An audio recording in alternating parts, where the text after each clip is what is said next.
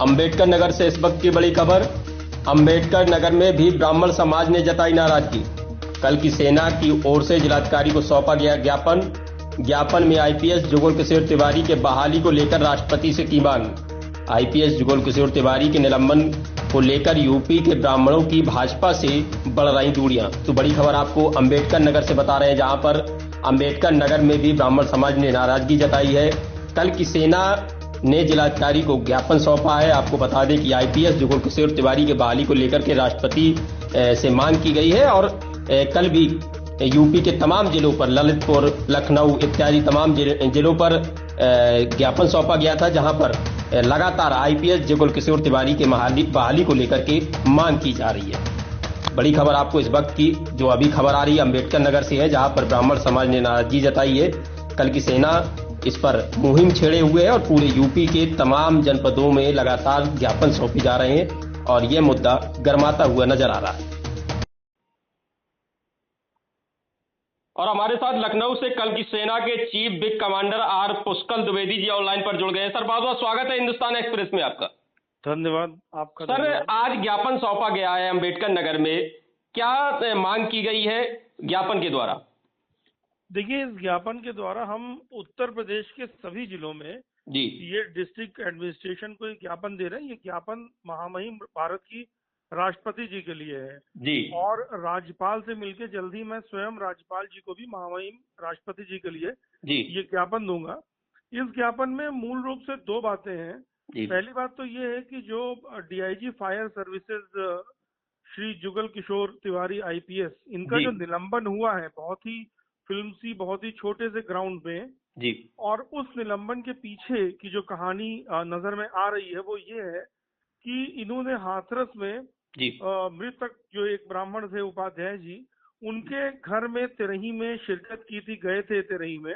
जी शायद संभवतः ऐसा मानने में आ रहा है कि इस वजह से ये बदले की कार्यवाही में कार्य किया गया है, जी क्योंकि ये जो मुद्दा, ये मसला जिसमें उनको निलंबित किया गया है, जी ये प्रथम दृष्टया कोई भी सामान्य बड़े स्तर का तो भी नहीं मैं कह रहा, कोई छोटे स्तर का अधिकारी भी अगर भारत सरकार का देखेगा जी तो ये डबल जियोपार्डाई का मामला था। यानी कि एक कोई उनका मातहत था जिसको सजा तत्कालीन एसपी द्वारा सुनाई जा चुकी थी, किसी एक जी अपने डिपार्टमेंटल हाँ, ड्राइवर था जी ड्राइवर जी था, जी और उसको दोबारा सजा न सुनाई जाए इसके लिए इन्होंने जी प्राविधान किए थे, जो कि कानून सम्मत है, जो कि कानून के हिसाब से, संविधान के हिसाब से जी बिल्कुल सही कार्य किया था। और इस ग्राउंड में इनको निलंबित करने का मतलब ये स्पष्ट लग रहा है बदले की कार्रवाई है। देखिए, जी दूसरी मांग हमारी ये है कि जो मृतक हाथरस के उपाध्याय जी थे, उनके जी परिवार को सुरक्षा प्रदान की जाए, शस्त्र लाइसेंस प्रदान किया जाए, जी और साथ ही फास्ट ट्रैक कोर्ट में उनकी सुनवाई हो, जांच ज्यादा तेजी से हो और हत्यारे सारे गिरफ्तार हो। सर, जिस तरीके से लगातार ज्ञापन दिए जा रहे हैं अलग अलग जनपदों में, तो कहीं ना कहीं ब्राह्मणों की नाराजगी भी इस सरकार से जाहिर हो रही है। तो क्या लगता है आगामी विधानसभा चुनाव में एक खामियाजा भुगतना पड़ जाएगा भाजपा को अगर जल्द कुछ कड़ा एक्शन नहीं लेती सरकार तो?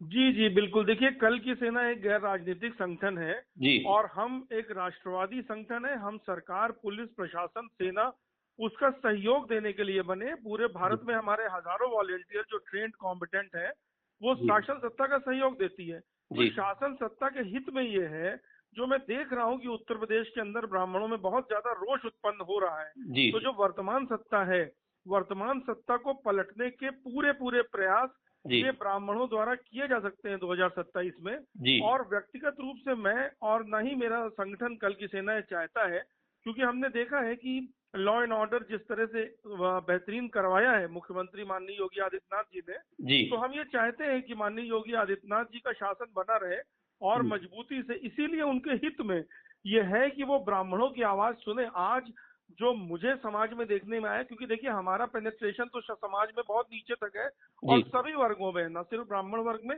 बल्कि समाज के, हिंदू समाज के सभी वर्गों में हमारा पेनिट्रेशन है, जी तो हमको सारी फील मिलती रहती है।